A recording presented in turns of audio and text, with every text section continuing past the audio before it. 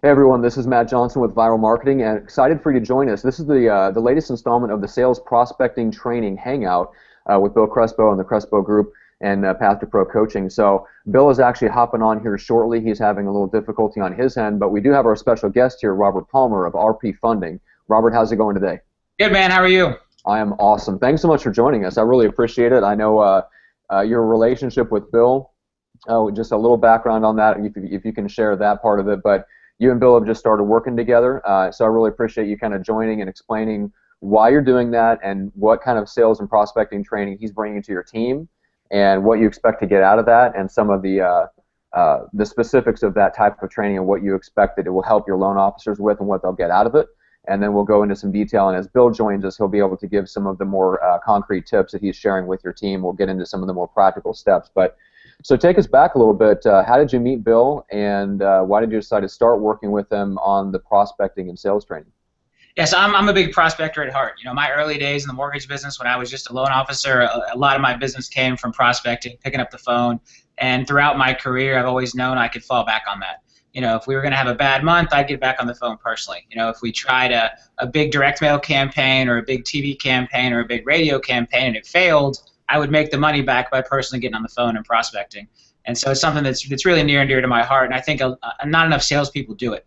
You know, there's this whole idea of you know, we don't want to be telemarketers, we hate to prospect, we hate to make phone calls, and it's the most powerful thing you can do.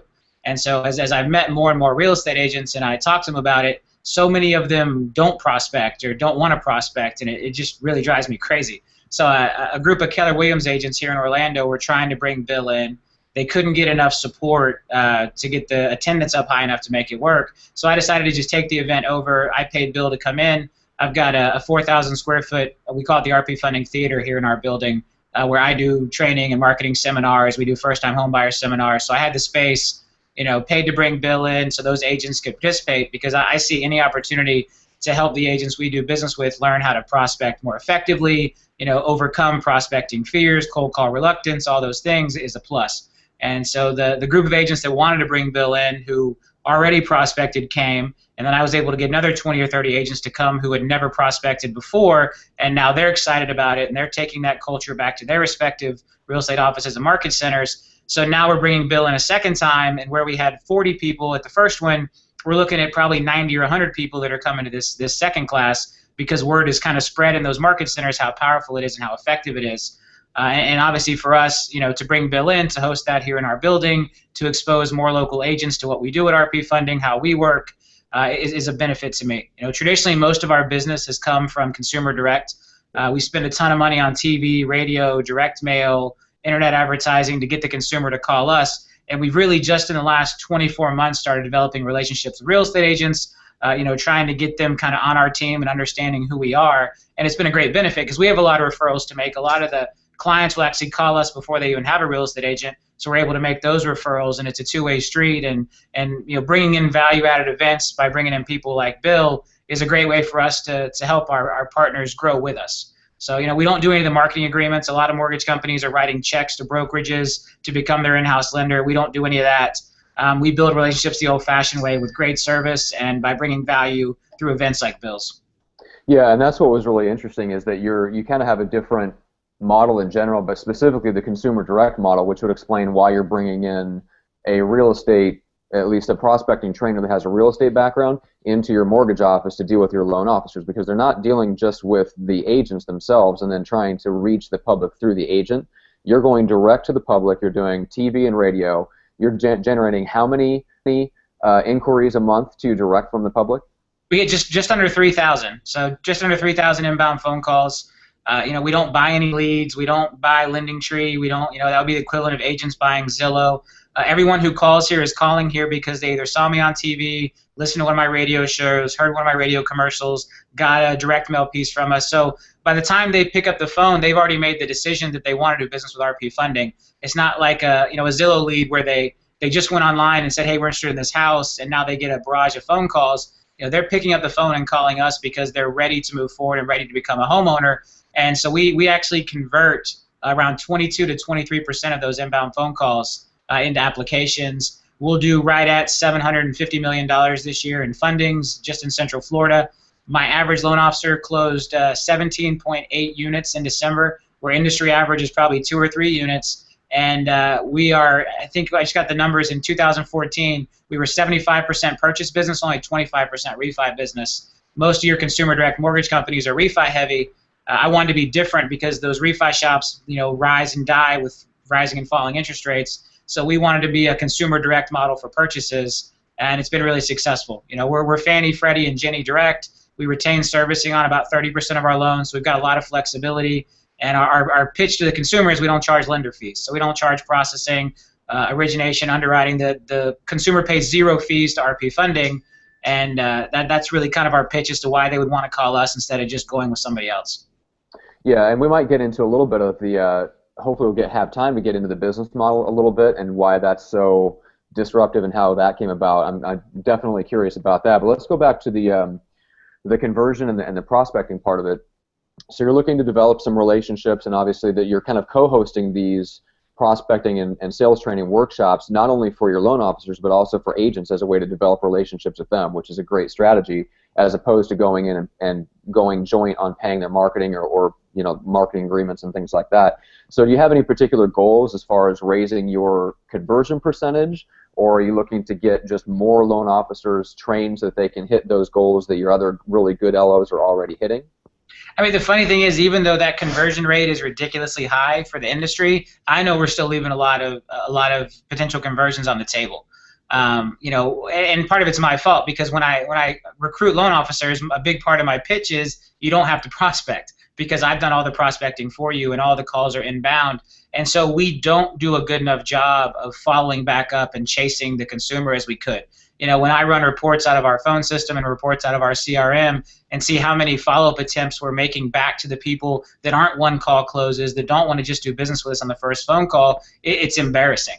And so that's where I've got to get Bill in here to help them. As I watched his power prospecting, I actually took the class with the agents. I got in there with them. I made calls with them. I pulled out old I used to run a home value hotline, or I still run it, but we run a heavier home value hotline on my radio show. So in order to help generate leads for real estate agents, I would do a home value hotline on my radio show. I say, hey, you can't trust Zillow, you can't trust the Zestimate.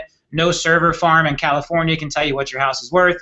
If you want to know what your house is really worth, call my home value hotline. It's a recorded message. Leave your info, and I'll put you in touch with a local real estate expert who can tell you what your home's really worth. So I took a couple months worth of those leads, and I called the people back to set appointments for agents who were in the class with us.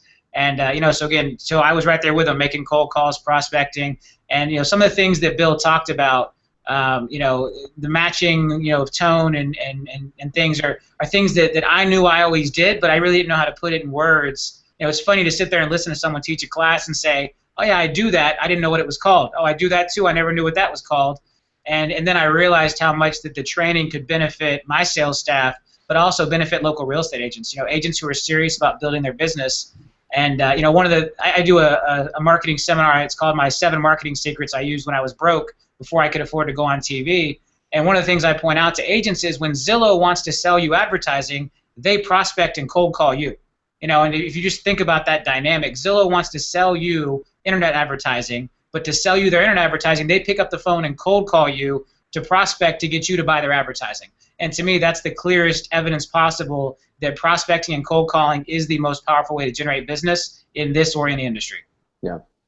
Yeah, and it's interesting because you've got a system, and I want you to share a little bit about it. So your model is to go directly to the consumer, although you're starting to build some relationships, but you go directly to the consumer with TV, radio. All those leads come in, all those inquiries come in, and they're kind of just very quickly screened and scrubbed by an inbound kind of almost like a marketing team or an inbound team, but then they're very quickly handed off to a loan officer who's expected to close them and get them onto an appointment and get them into the qualification process. And that's part of why your conversion percentage is so high. But all the prospecting techniques that you use in like what you think of like an outbound environment, all those skills come over, and they have to come over to the inbound side. Yeah, and that's what you're bringing Bill in to do. You still have to be able to close them. Absolutely. And two, if you think about it, just because somebody called us once, we've now got to call them back and chase them if they don't commit after the first phone call. So where the first phone call was inbound, all subsequent attempts to convert that lead are now outbound. And whether you're cold calling somebody who you've never talked to before, or you're basically cold calling someone who called you once and never returned your calls for a month, it's still that you still got the same type of techniques, the same type of follow-up skills, and that's really what we're trying to build with the loan officers. And then with the agents, I'm amazed how many agents don't make any calls. And so I get it. There's agents that they don't want to dial expireds, they don't want to dial FSBOs.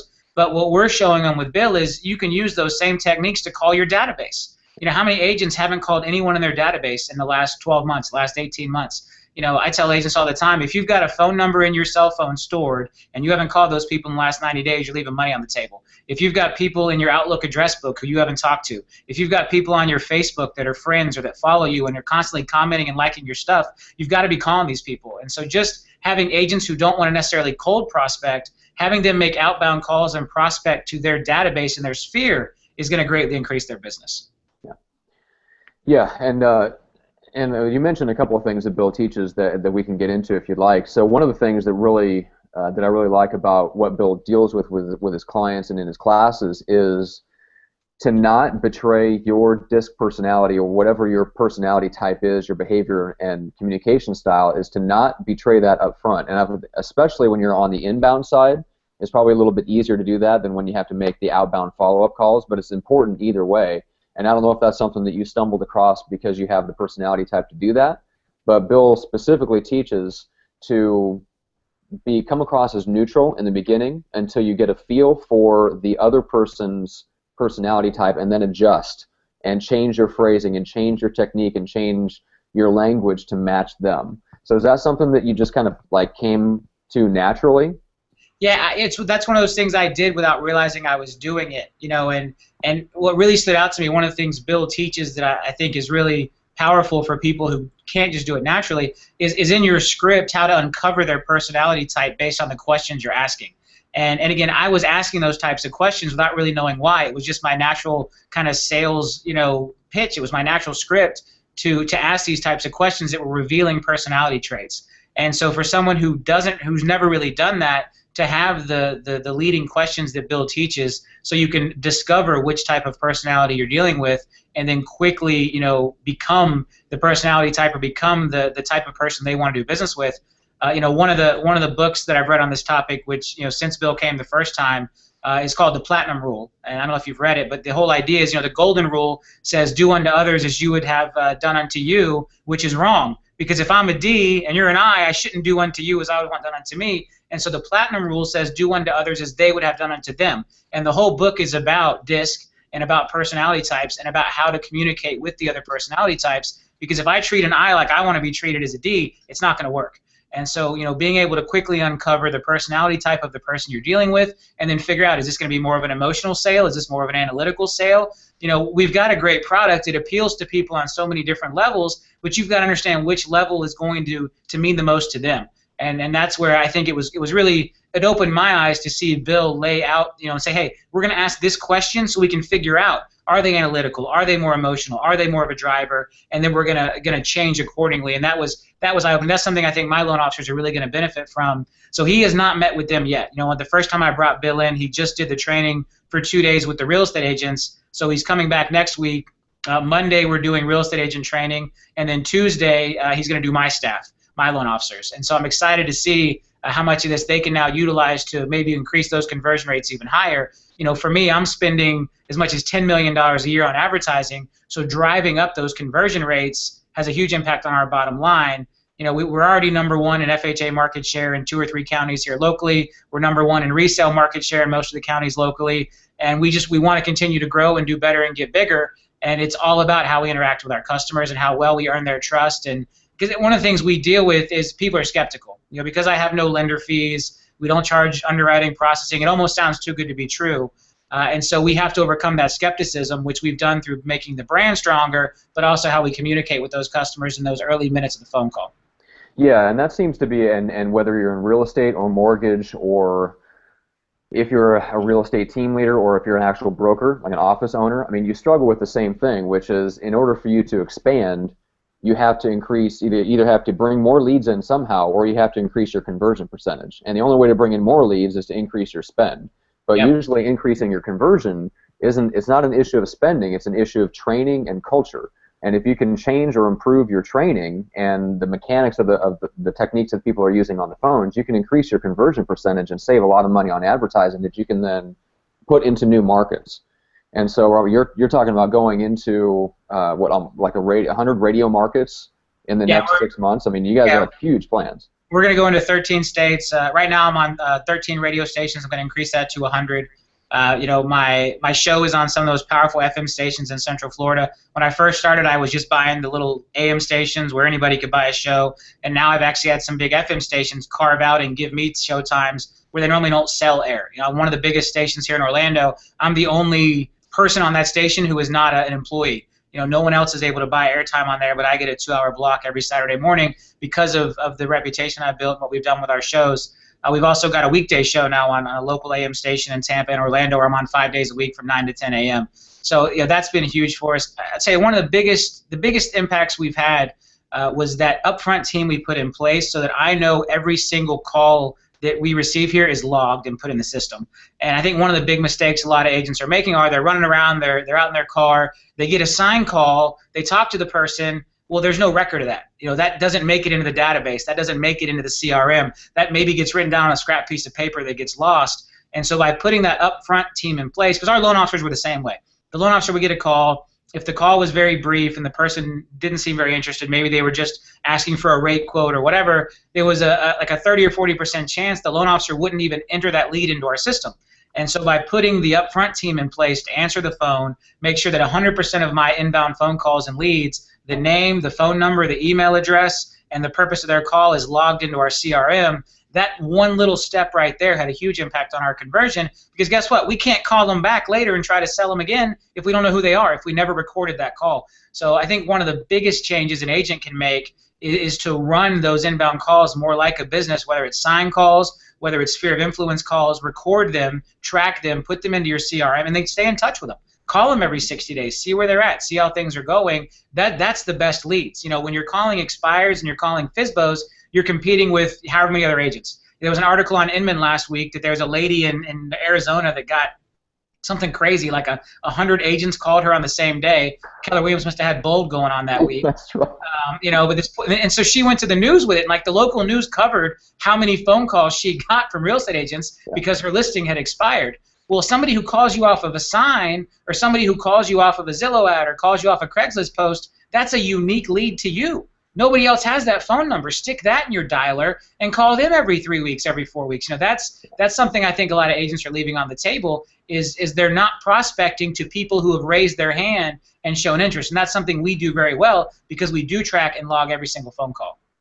Yeah, and there's a couple things that I want to unpack in that part a little bit. Is number one, so when you're having the calls come in, they're coming into an inbound team and they're getting name, phone number, email address. So quick question on that.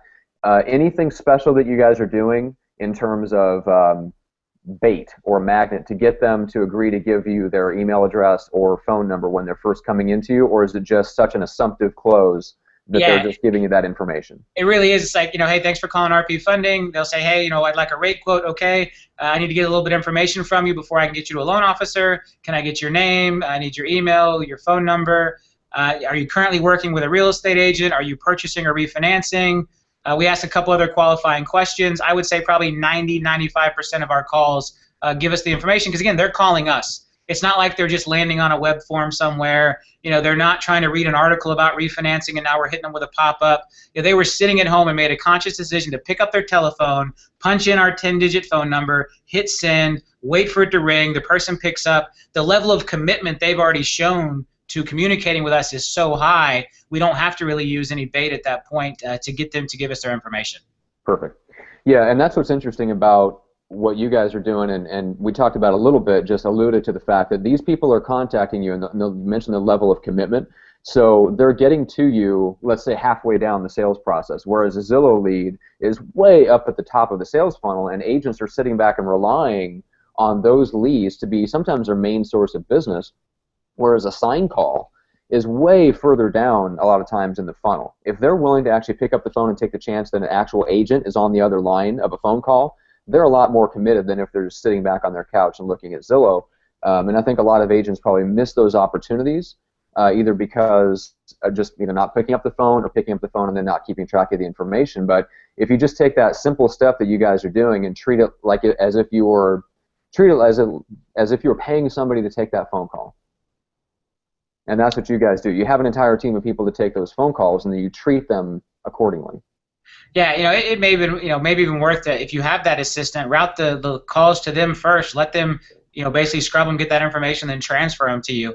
It's just so important. Or what I used to do in the early days when I was a single loan officer and I couldn't have a team, I got a call recording system. And so every call that would come into my number would get recorded. So at night I would go home and I would enter all those people into my CRM, because I'd be out in the car. I was out meeting with agents, when I was running more of a traditional business, and I've got 120 employees. It's a different ballgame. But in those early days, instead of trying to write the number down, I would just record them all. And then my routine was every night listen to the recordings, enter the people in, and then set follow-ups based on the recording. And that was very successful for me and worked very well to make sure I was following up with the leads accordingly that would call me and catch me at those odd hours during the day. Yeah, and that's one of those things that a call recording software or system is relatively inexpensive, and you can have an outsourced, like an overseas VA, spend an hour or two at night transcribing and entering everything into. I mean, that would be a super cheap process to have that whole thing outsourced, have every call recorded, have it all transcribed, and put it, take that lead and put it into your CRM system and have follow-up set up for you, all outside of your responsibility. It's not that hard to do. Never miss a lead again. Yeah. So let's get into the. And I wanted to mention this real quick. Is one of the things that I think is interesting that will probably help agents when they're trying to figure out what to call their database about is the questions that Bill teaches that draw out the personality type. If you look at it as more of that reconnect call to your database, you have some good questions to ask them that will help draw out their personality. You can use your own curiosity to kind of motivate you to make those types of phone calls and feel like you're actually bringing some value and you're not bothering them. You know what I'm saying? I think that's what agents worry about a lot when they're talking about someone that's in their database. They haven't followed up with them in 6 months or 2 years or whatever. It's that initial phone call. What do I say? What am I going to talk to them about? Can you talk a little bit about how you dealt with that as, in your early days in the business and how you followed up with people that were in your database? Yeah, again, I think like you're saying, having Bill's scripts for that to fall back on are great for that person who is uncomfortable. Some of us, I guess, just have that kind of natural born ability, that gift to gab. I feel like I can pick up the phone and talk to anybody about anything at any given time. Not everybody's born that way. Not everybody's wired that way. And so one of the key things that I've seen Bill teaching agents is, what can you talk to them about? There's some really clear, evident ones. One of my favorites is anniversary. You call a male client in your database the day before his anniversary and give him the heads up, and you're a hero. There's little things like that you can do. But it's having natural conversations. We're kind of at a point in life where so much communication is moving to text and email that when you do get a phone call and you get somebody on the line, it doesn't even have to be important. It's just stay in touch. Hey, I'm just calling to check in on you. How are things going? I sold you a house. But you've got to have the system to know what to talk to them about. Hey, you called me on a sign a month ago, just calling to check back in. Did you ever end up buying a house? Oh, would you like me to send you some listings? Oh, you already closed on the house? Great, I'll mark it in my database. People are pretty open to that. And I don't think it takes a lot of trickery, but it's being prepared and knowing what to say. And that's where Bill's got some really effective scripts to help people tear down those walls and tear down that fear. And at the end of the day, you just got to pick up the phone and do it. And you can have the biggest disaster of a phone call personally, and that's no more damaging to you than if you had just never called them at all. Because guess what? If you never called them at all, there's 0% chance they're going to do business with you. And so if you call them and completely botch the call, you're probably still better than 0% chance they're going to do business with you. So even the worst phone call, no matter how bad it goes, it's more effective than not calling at all. Yep, absolutely true. And so I'm curious, just from like a prospecting perspective, and also how you've built this kind of a team culture. So there's a couple of guys that I can think of in real estate that have built a really great culture where the agents that are in their office, they understand the expectation of prospecting. It's kind of baked into the culture. How have you done that with your team and recruited LOs to your team that come in with the understanding that this is part of the job, this is the expectation of the job, and attracting the right people to you that are willing to put in that work to keep on following up with the people that you're spending so much money to acquire? Yeah, so we actually have an employee whose only job is to monitor and rate the follow-up. And so he puts out a weekly report where he rates their follow-up. So we put follow-up dates into our master CRM. Our phone system actually talks to our CRM, so we can see if those follow-up calls were ever made. And then we look at those percentages and we look at those follow-ups, how many missed follow-up dots you have, how many missed phone calls you had, and we rate them. And then they earn rewards. There's trips. There's things we've put in place based on that, to where they'll actually kind of fight, to get that score up, to get that rating up. And we really pitch it as, hey, these are not cold. And again, this is something that we do internally. I'm personally a big cold calling guy, but a lot of people aren't. And so we really try to frame it to our loan officers that, hey, these are not cold calls. They called you once. Now it's your job to call them back. Your job to follow back up with them. It's not really cold calling. It's follow up. And by framing it in that way, I can get a prospecting culture without having to have people that are really hardcore prospectors. And then that's part of how we framed it, because they are calling people who at least called in here one time. But if you don't call them back and you don't prospect with them, you're not going to close nearly at the rate we can. And that's something we've got to continue to get better at. And that's part of why I'm bringing Bill in. As we bring in new loan officers, as we bring more people in, it's always easier for them to just take the next phone call, right? Our phone rings so much. It was, well, I can call this guy back who called me a month ago and I didn't close, or I can just wait for the next lead to come in and see if I can get a one-call close on a brand new lead. And so by regulating the number of leads they get, by rewarding them for having good follow-up dots, those are all things that we've built into the system. And then they want to compete. They want to do better. And so what happens is, if everyone's getting a static number of leads, how does a loan officer differentiate themselves? How do they become number one? Our top 4 loan officers are in what's called a President's Council. I take them on a trip twice a year. We went down to the Keys for 4 days. Last trip, we're going on a cruise, a 4-day cruise to Mexico for the next trip. And it's a cool opportunity for them, because there's 2 or 3 levels of management that sit between me as the CEO and owner of the company and them as loan officers. And so when they make President's Council, they get to go with me without those middle managers. It's just me and the top 4 loan officers. And so they fight to get on that trip, and they fight to make that. And the only way you're going to outperform the guy next to you when you're both getting the same number of leads is to either do a better job of follow-up and going back and prospecting leads you missed, or building relationships with real estate agents, because when they get referrals, we don't count those against their lead count.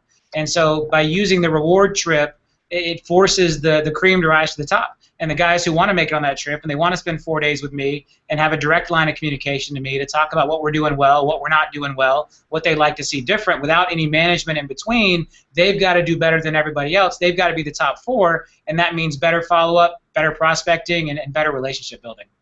Very cool. Yeah, that's an interesting structure. So referrals are outside the normal leads, but basically the only way you can differentiate yourself is to increase your conversion percentage by better follow-up, or developing outside relationships to bring in referrals. So you're like, the very structure of how you've set up the incentives forces the LOs to go in the exact direction you want them to go, without increasing your spend by having to give them more and more leads to get more production out of them.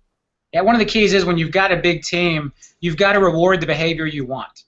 So we want to be a purchase-heavy company, not a refi-heavy company. So when we put our quarterly bonus plan in place, we require a certain percentage of that to be purchase business, or else they don't qualify for the bonus. We give them a static number of leads, so to encourage higher conversion rates, if you want to earn the trips, if you want to earn these higher bonuses, we've got a bonus that's as much as $10,000 a quarter. I had one LO hit it the first quarter of this year. So if they have 60 closings in a quarter, and at least 52 of those closings are purchases, they get the $10,000 bonus tier for the quarter. So somebody who builds that type of business can make an extra $40,000 a year, and my LOs are making between $150,000 and $200,000 without having to go out and worry about where the next deal's coming from, just sitting in the office waiting for the phone to ring and then making their prospecting calls back.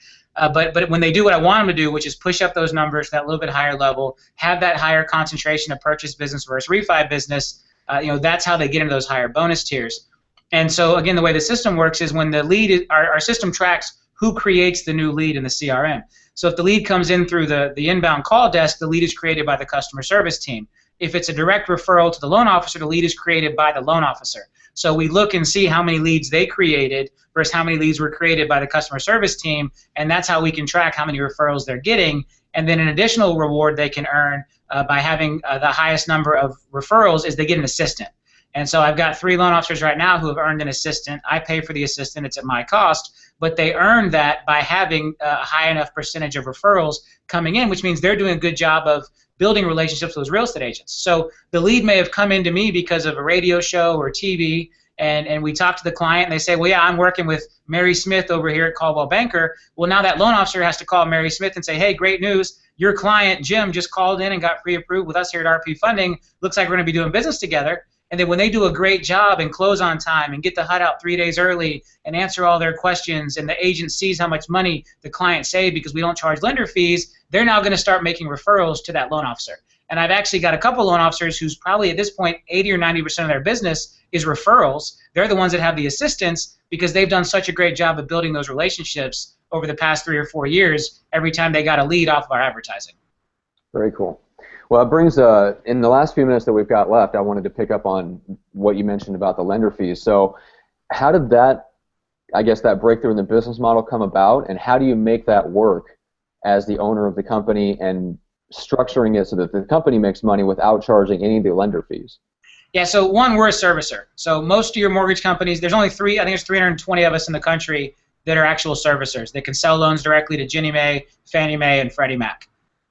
Most of those are owned by banks, others are owned by hedge funds. There's probably only a dozen of us in the country that are individual people like me that own a lender who actually has the net worth and all the requirements to go directly to Fannie, Freddie, and Ginnie. And all that comes from all the money I made when I was a loan officer, and I saved it all. You know, when I was prospecting and hitting the phones and making a ton of money in my early and mid-20s as a loan officer, I banked all that cash, and I used that to open RP Funding to where we could actually be a lender.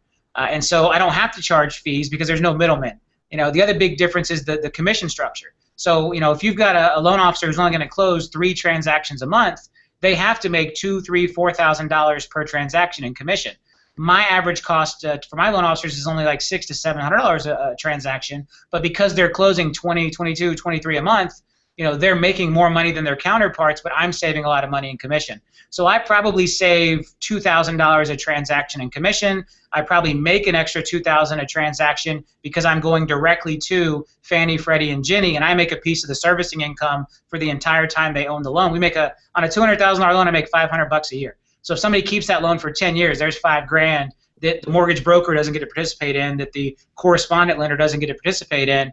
And so all that adds up to a very easy decision for me to not charge the consumer the $1,200 or $1,300 in fees. And it was a great, unique selling proposition to go to the consumer with and say, hey, here's what makes me different. You know, these big, bad, evil banks who caused the meltdown, they want to charge you all these fees. And in the industry, we actually even call them junk fees. And so I tell the consumer that, hey, as lenders, we call those junk fees. They're junk. They're not necessary. They're just excess profit. So I made a decision I wasn't going to charge them.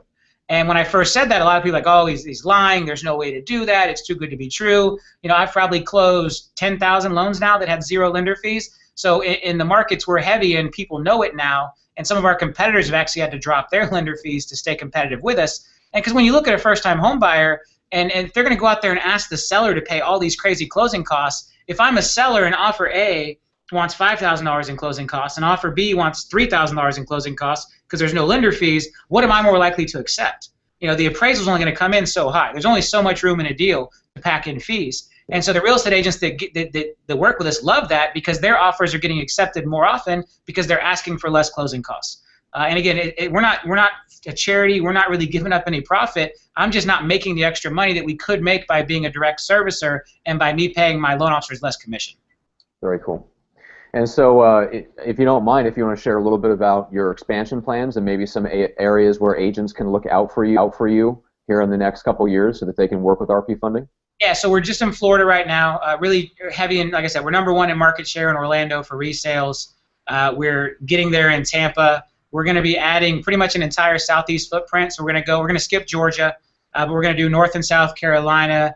We're going to do Virginia, West Virginia. We're going to go over to Kentucky, Tennessee, Arkansas, Oklahoma, Texas, Louisiana, Alabama, and Mississippi. So that's going to be our footprint within the next couple of months. We're getting the loan officer's license now. We're going through the company licensing. I'm negotiating with some of the big national radio conglomerates to get shows in all of those markets. And we're going to come in a big way. And we're going to do like we did here, go directly to the consumer and let them know we're going to save them money, put them in touch with great local real estate agents who are going to take care of them, and then try to build those relationships with the real estate community along the way as well. And that's our business model. That's our plan.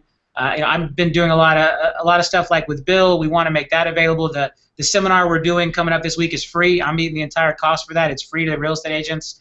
Anything we can do to help bring in and make them more successful is ultimately going to benefit us, because when the group of agents who are already fans of RP funding now do more business, right? I mean, what do I want to do? Do I want to go convince an agent who, maybe their brother-in-law is a mortgage guy, or they're getting a check from one of my competitors for quote-unquote marketing, or do I want to take someone who already loves RP funding and thinks we're great and sees value in what we do and now help them be a more successful agent, right? What's easier for me? So I've probably got 350 real estate agents in Orlando that absolutely love me, and we joke that they bleed blue because our colors are blue. I'd rather take my resources and make those agents more successful, help them generate more business, give them leads, help them generate listings, than go out and try to convince 300 new real estate agents who don't like our model or who have a reason to want to use somebody else to do business with us. And that's the approach we're taking.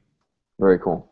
And there was something we were talking about right before we went on the air that I wanted to make sure that we hit before we call it good for the day. So when you're doing TV and radio advertising, you'll mention your website, but your emphasis and what you're driving them towards is the phone number. And I want you to share with everyone why that is. And I think people that are either team leaders, brokers, or any agent that's big enough to dabble in radio advertising needs to hear why you're driving them to the phone as opposed to the website. Yeah, so in the early days, again, kind of the whole concept of internet marketing is get the conversion. And so you build these landing pages, and some people run websites that don't even have their phone number on them because they want to drive everything through that conversion funnel because it's trackable. Well, that's great, but now you're having to chase the consumer. And so what we do is all of our TV, all of our radio, and even our website, when you land on our homepage, there's no form. We're not encouraging people to apply online. We're not encouraging them to fill out a form. We're smacking them with our phone number.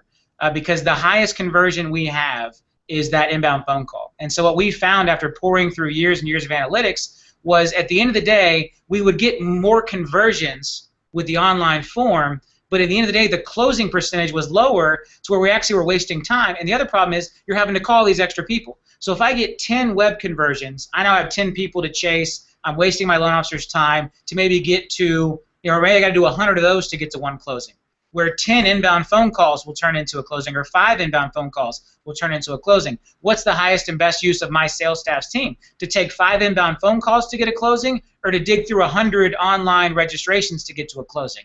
And so in order to increase our efficiency, we actually discourage the online registration, and we push the phone number everywhere. We used to do live chat, same problem there. The people that would live chat had such a low conversion rate that it was wasting our salespeople's time. So by taking the live chat off, by burying the apply online, and our apply online makes you give a social security number, the full 9 yards. I don't want you to just give me a name and phone number and then chase you, which is counterintuitive to what most people are teaching on the internet. We're probably one of the most successful advertisers in our area, maybe even in the country, and we've got a different philosophy there. We're pushing the phone call because that's what's going to turn into business, and who cares how many leads you get, it's how many convert. I think on the real estate world, the equivalent is the making people register to search homes on your website. If you're running an IDX and you're making people register, yeah, great, you're going to have a ton of registrations, but what I think you would find is if you turned that off, the people that would call you, right, they're searching on your website for free. When they're far enough down the funnel to want your engagement, they're going to pick up the phone and call you. You're going to close such a higher percentage of those phone calls and not waste thousands and thousands of man hours chasing registrations that you'll run a more successful business. And it's counterintuitive and it's hard to do, but it's a leap we made, and it's one of the best decisions we made, was to not encourage, not force the sign up online, let the customer get further down the funnel, and then try to get them to make a phone call. Very cool. Yeah, and that's an interesting perspective. Like we were talking about before we went on the air, people that I've talked to that are spending heavily on radio are finding that the phone calls are converting better, and they're emphasizing the toll-free number over the website, even though they do give it out in the radio ad. The people that actually convert are the people that pick up the phone and call. But you have to make it up, and you're doing such a volume of advertising and marketing that you've got this. You can afford to not know who everybody is at the very top of the funnel, because once they get down to it and they pick up the phone, now you've got them, and they're expressing enough interest that you have this higher closing percentage. But it all comes from having a lot of leads and not worrying about knowing who they all are and not trying to track all that stuff.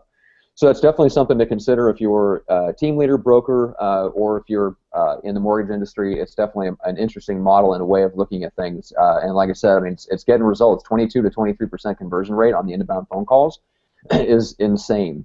So, so what's the next steps? You've got Bill coming in next week. He's going to be doing training for the real estate agents and then your loan officers. And I'm assuming that you're looking to recruit loan officers in the Southeast. So how do people connect with you? How do they get in touch with you to look at joining RP Funding? Yeah, so you can check out rpfunding.com. We've got career opportunities on there. If you're a real estate agent in one of the markets we service, we'd love to talk to you. One of the cool things we have is an app that we put on the real estate agent's phone. It's actually a mobile website. It's not an app, but it shows you all your loan status. It's something custom we had built internally, and it runs off the same database that our underwriters are using, that our closers and funders are using, so nobody can fake the data. So when that app says your loan's in underwriting, it's really in underwriting. When that app says your loan's approved, it's really approved because it's feeding live off our actual underwriting system and underwriting database. All the underwriters, closers, funders, everybody works right here for me. I'm the ultimate head of underwriting, so we can do some cool things as far as granting exceptions or picking up the ball. One of the things we do a lot of is bail people out. I'll get calls from big listing agents locally where somebody's buyer's agent used a lender that dropped the ball and we've got to close the loan in 5 days, 6 days.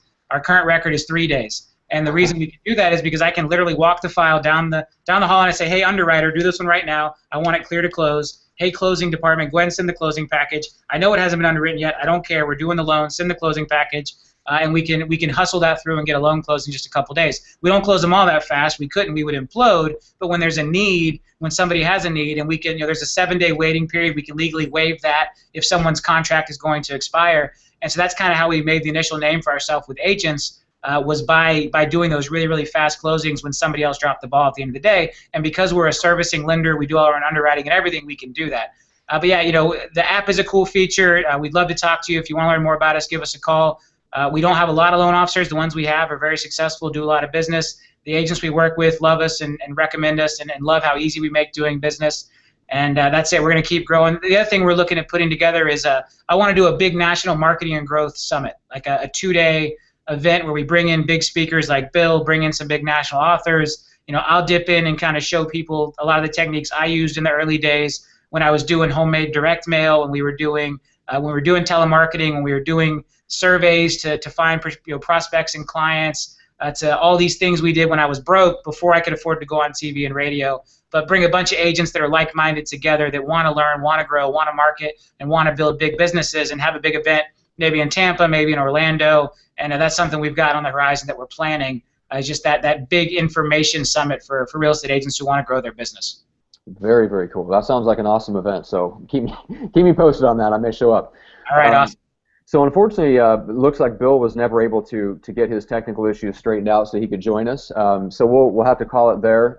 If anybody's interested, if you're looking at bringing in, like Robert said, he originally met and came in contact with Bill because the real estate office was looking to bring Bill in for prospecting coaching for their agents. And Bill does this whether you're in real estate, mortgage, or even in other industries like financial advising. So the principles apply across a lot of different industries. And so if you're interested in that type of prospecting and sales training, just visit path2procoaching.com. So it's path and then the number 2, path2procoaching.com. So we'll put the links to rpfunding.com and Bill's coaching organization in the links to this page here on Google+. Robert, thanks so much for joining us. Sorry about the technical difficulty with Bill, but I appreciate you coming on and hanging in there, and I had a great time. Absolutely enjoyed it. Thanks. All right, thanks so much. See you on the next one.